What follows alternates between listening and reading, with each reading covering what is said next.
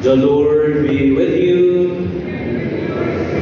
A reading from the Holy Gospel according to Mark.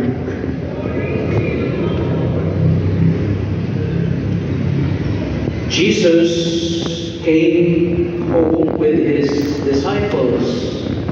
Again the crowd gathered, making it impossible for them even to eat.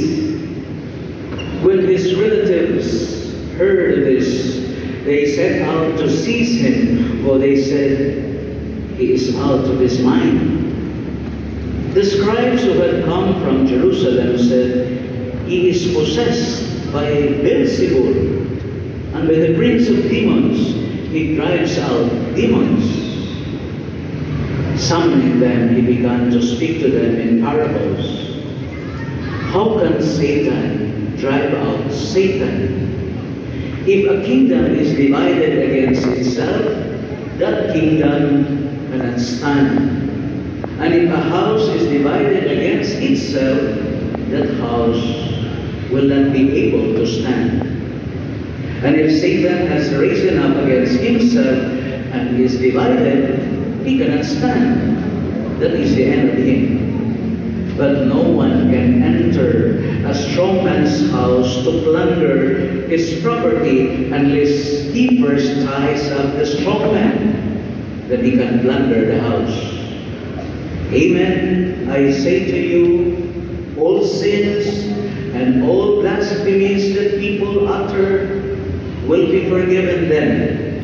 But whoever blasphemes against the Holy Spirit will never have forgiveness, but is guilty of an everlasting sin.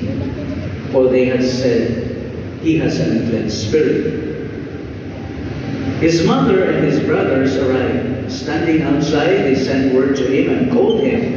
A crowd seated around him told him, "Your mother and your brothers and your sisters are outside asking for you."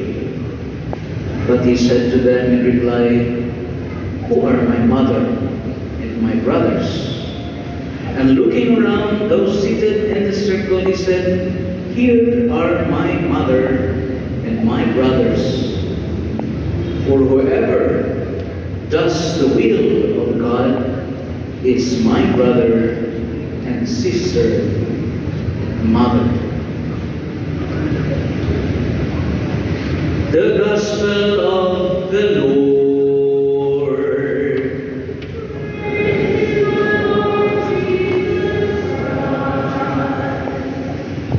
So that you can see me closer, maybe because of the obstacles that you can see in your eyes, you cannot see me clearly. The monitor or at the ambo. In life also, my dear friends, when there are so many obstacles in our faith that we cannot see clearly the presence and the kindness and the goodness of God in our life. Also na sa kinabuhi, basta daghan galing sa limpong o nang di sa takaklaro ang makakita nila sa Ginoo diha sa atong kinabuhi. That is why I have been repeating this in my sharing. We must always possess a pure heart, for blessed are the pure of heart, for they shall see God. So last Friday, we celebrate the solemnity of the Sacred Heart of Jesus. And last Saturday, it always goes with the celebration of the Sacred Heart of Jesus, that on the following Saturday, we also celebrate the Immaculate Heart of Mary, which is the title of our patron, our Blessed Mother, possessing an Immaculate Heart. And when we possess the purity, and in the purity of our heart, then we will be able to see God. And it is very timely that our readings for this Sunday, my dear friends, speaks about the dynamics of sin. what will sin bring us? How can sin destroy our humanity? First, we must be aware that one of God's greatest gift to man is freedom. Because if we do not have freedom, then we will not have freedom to love. Then we will no longer have the freedom to choose what is the best for us. But God, giving us the gift of freedom, He also respects our freedom. But of course, my dear friends, as we are Christians, then our freedom does not rely on choosing between good and evil, but rather, since we are Catholic Christians and we believe that God is good, then the freedom that we possess is always geared towards choosing what is the best. It is good that today is Sunday, it's a moment of rest. But since we are Catholic Christians, we have been commanded that the Lord's Day we make it holy. So meaning, this day we devote time to be silent. And of course, going to Mass is just one of the expression that we make this day a holy one. Mahimo na ito mga kamo magigda-igda sa inyo kay pag-uray trabaho. Maayo man. Maayo na magigda-igda mo kay kinahanglan mo pahuway kay Monday until Friday. You've been working like a carabao to augment, to supply and suffice for your daily sustenance that we go on living, that we can be able to live with so much vibrance in life. But we need to rest. And in fact, the Lord also, on the seventh day, when He created the world, God rested. Mahuway ng Ginoo siya, kita paghandaw, malita mo mahuway, mahitsongan. So it is good to rest. But it is the best and a better way that at this moment, at this time, for this Sunday, you come and celebrate the Holy Eucharist. Maayo na pahuway mo, pero mas labing maayo na karorasa ni agyon mo. Diba? Sus kanindo. Kaya ano, last 2 Sundays ago, we celebrated the Corpus Christi, meaning what we partake in the celebration of the Eucharist is really the most precious body and blood of our Lord Jesus Christ. And what is one reason why God wants us to celebrate the Holy Eucharist? It's because God wants to nourish us. Pasimbahon tas Ginoo kay gusto gyud niya nga kita iyang pakanon o sa dihang mukaon ta sa kabilihon sa iyang lawas ug dugo, so we sustain our spiritual life, that we are not prone to temptations, because every day we are always and we always face the struggle, because life is always a struggle between good and evil. Hindi sa may makalaog, natural, ang katong imong ilawgan. And since you feed your soul, your life, with the nourishment of the most precious body and blood of our Lord Jesus Christ, that is why you can always overcome evil. And that is what the first reading is trying to relay, the message. Si Adam, giingnan sila sa Ginoo, kutob sa inyong makita, kutob sa inyong mahakom, hala inyo ha. Beyond what you see, it's all yours. I give it all to you, more than you can embrace. Pero tanawa, niyo na Ginoo, pero ayaw na ninyo naghilabting bunga sa kahoy. No? Ilan ang tanan, pero di mo na Ginoo, pero ayaw nyo naghilabting.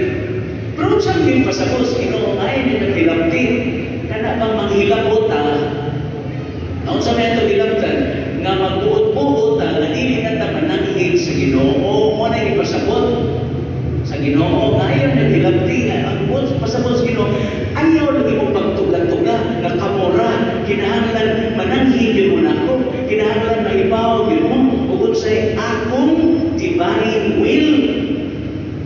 Muna siya ipasabot, mga igsoon. Muna natanawa kita, nagtugatugata. Diba na sa mata? Nagkabuligid. Nagka-daiya ang daghan kaayo mga dautan na naghitabo. Kaya naman, it's because we think that we can and be on our own. Kanagulin mo nila. Hiingnan sila siyawa, diba? Kanala ninyo, kay kukukaon mo na, mas mulabaw pa mo sa Ginoo. Manay, di pahibaw na ko ninyo. Sus, ikaw mo mangyusan si Iba. Kanya si Iba po na nagunahon na siya adan, iya sa ipagkao sa adan. So karon, ingat ko ng Ginoo, kaya nakita ni Adan o di Iba. Ingon din ng Ginoo sa first reading, where are you? Hain man mo. May na lang kay si Adan, ingon, Lord, nahandog ko, itago ko kay nakasalan ko. Ay, salamat. No? Iangkon si Adan na nakasalan siya sa Ginoo, na nakapatikod siya, mahubo siya, mga igsoon. And I would like to propose in the passage of the first reading na ningon ng Ginoo, where are you? May sarili karon. In our state of life, at this very moment in our life, first, where is God in your life? Where are you before God? So, I would like to propose that you will try to ask that question about yourself. Where are you before God? In your life, what is your relationship? Where are you in your relationship with God? Is God over and above the priority in your life? Sa imong kinabuhi, iuna bagay mo ang Ginoo? Kaya or bagay na conclusion ni Pope Francis sa pag-conclude, sa paghitabo ng ihimo ang for 2 years, sige ko tagtumog atong synod of synodality, synodal church, sa may buot pasabutan na, kita isip-simbahan, why maguna, why magulahi, magpanaw kita dugan, magpaminaway kita. At the conclusion, kung sa may giwali ni Pope Francis, na timing po na ang Ebanghelyo na itong adlaw, dihay tao na magtutulong sa malabo, na namuntanan sa Ginoo, which is the first commandment. What is the greatest commandment? Kung itumag siya sa Ginoo, love God with all your heart, your neighbor as yourself, and you belong to the kingdom of God. So my reflection in Pope Francis, when you pray and when you profess and when you go to church and when you always give time to prayer, meaning it is an acknowledgement that only God alone can give meaning to your life. Kung na si mong kinabuhi nga muhatag yung kagpanahon sa Ginoo, nagpasabot na ang Ginoo nga imong giila siya nga mao'y tinugdan sa kinabuhi, nga mao'y tag-iya sa imong kinabuhi, o siya mao'y nagluwas kanimo. Kaya kung dili na ka musimba, kung dili na ka mag-ambo, mao na nga lain na imong isimba.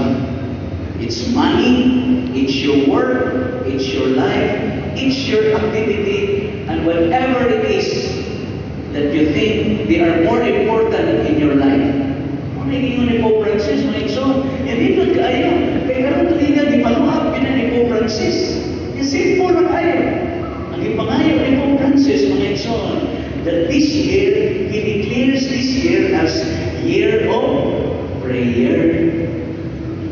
Yung sa may isa-isa ni Pope Francis, pagkasimple yun, kaya nagmatali mo sa buntag, mamuros ka, in the name of the Father, the Son, the Holy Spirit. Lord, dayon ikaw, we praise you, Lord. Thank you, Lord. Lord, sino ang Lord, ako kay kung saan ni mo, Lord. Kaya ito, Lord, in the name of the Father, Son, the Holy Spirit. Yes, really pa kamukhaon. Mamuros, di ba si Pope Francis, before you take your meals, pray the prayer before meals, before you partake God's grace through the food that you partake. And the Father, the Son, the Holy Spirit, bless us, O Lord, and these your gifts we're about to receive from your goodness through Christ. Bisag buwan na ng imong ikaon, bisag ginamos na ng imong ikaon, bisag mais o putan na ng imong ikaon, pero dili na siya magdasakit, ano man, it is blessed by God.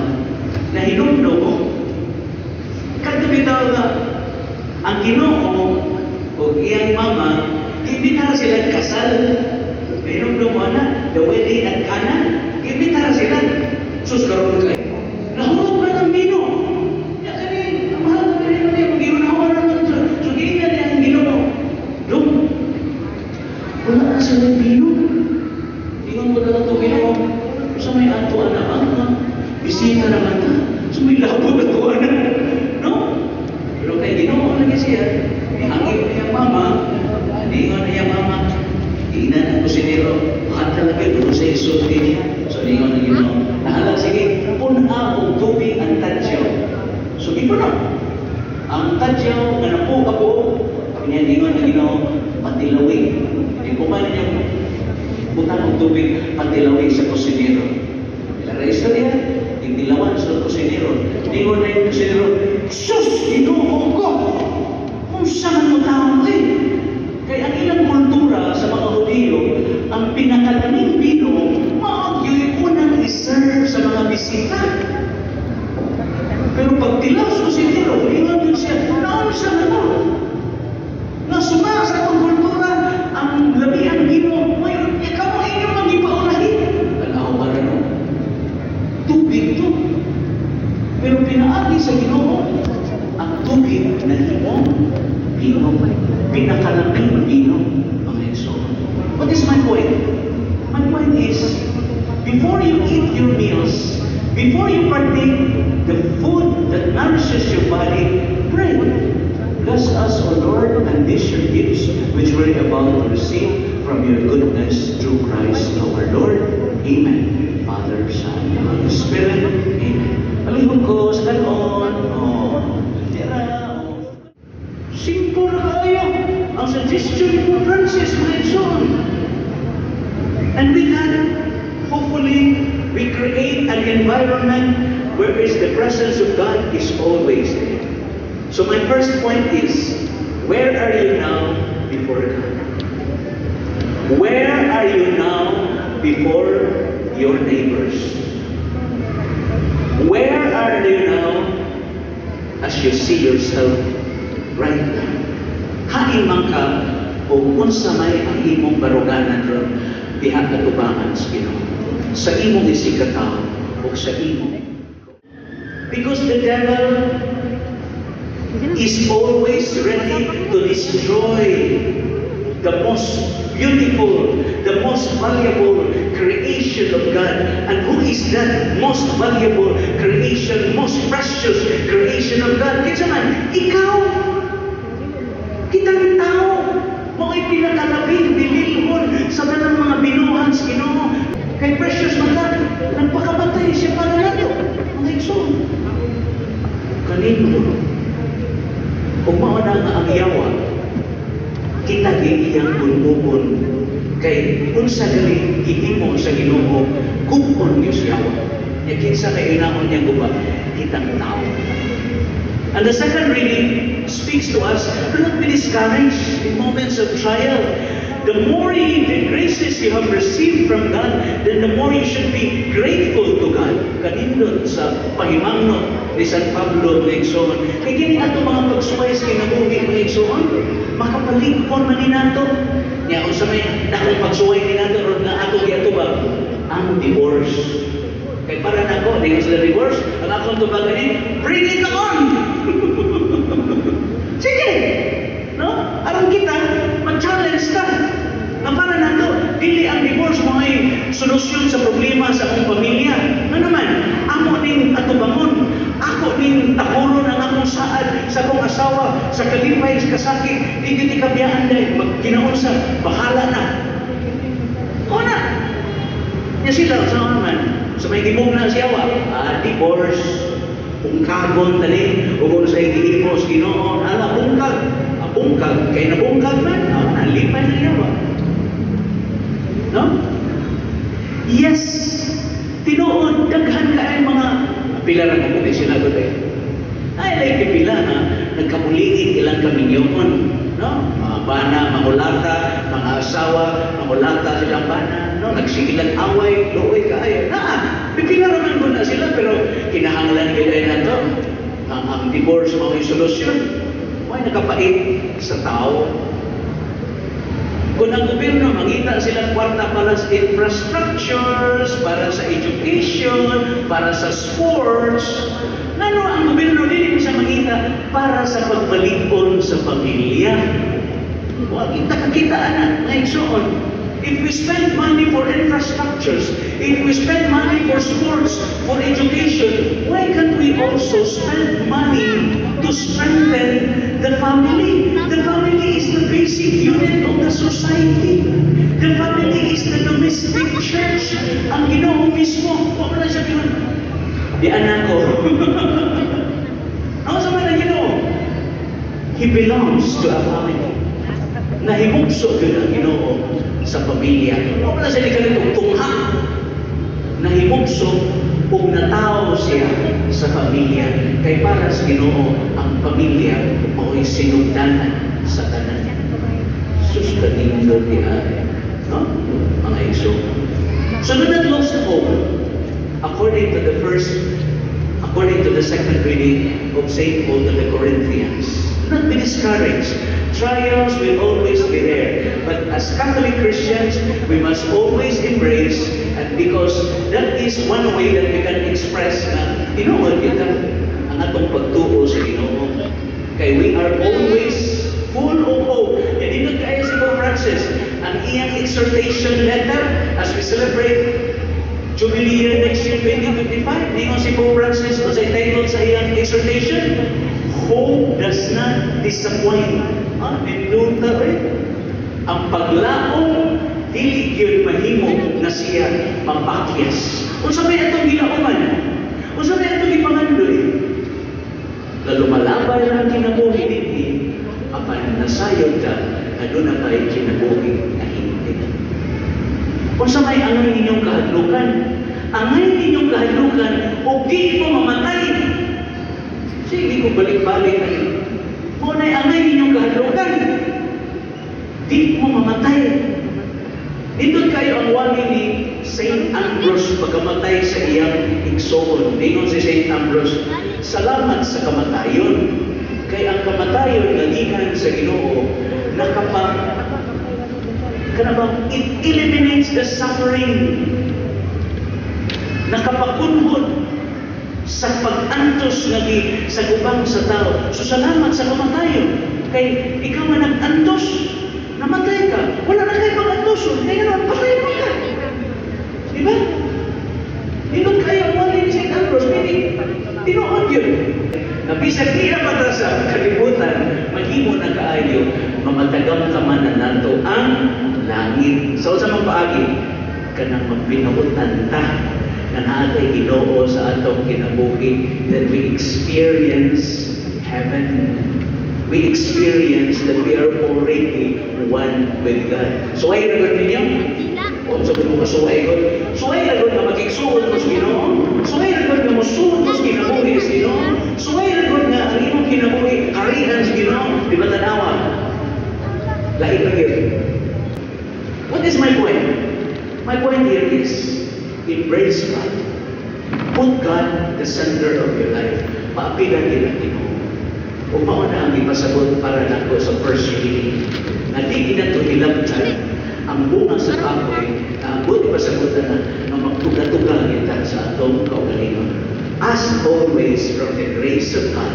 Ask always from the enlightenment of God. Make God center of your life. So sa mga sala sa Espiritu Santo, na hindi papasaydo sa Ginoo, kana ba magsigit ang himong sapa? Hindi ka ba? No? Kana ba we refuse to change? Kana ba kubala na kita? Parang dili ta pasaydo sa Ginoo. O kana ba wapagalita naguna-una ta mga bisal, pero naguna-una ta sa tanang magpakasala. na sin of presumption na natuwa na tutan sa ilo na gyapon mo sa Ginoo bisan sa kanakon sa usa. No, because God forgives you so that you are going to change. You will have the chance to change your life. That is the reason why God forgives you. Dili kay imong abusahan ang kaayo sa Ginoo. So unsa may ako po di masagot? Kini ra gyud. Pause this question. As you continue the Holy Eucharist, pause this question. Ask yourself, where are you now before God?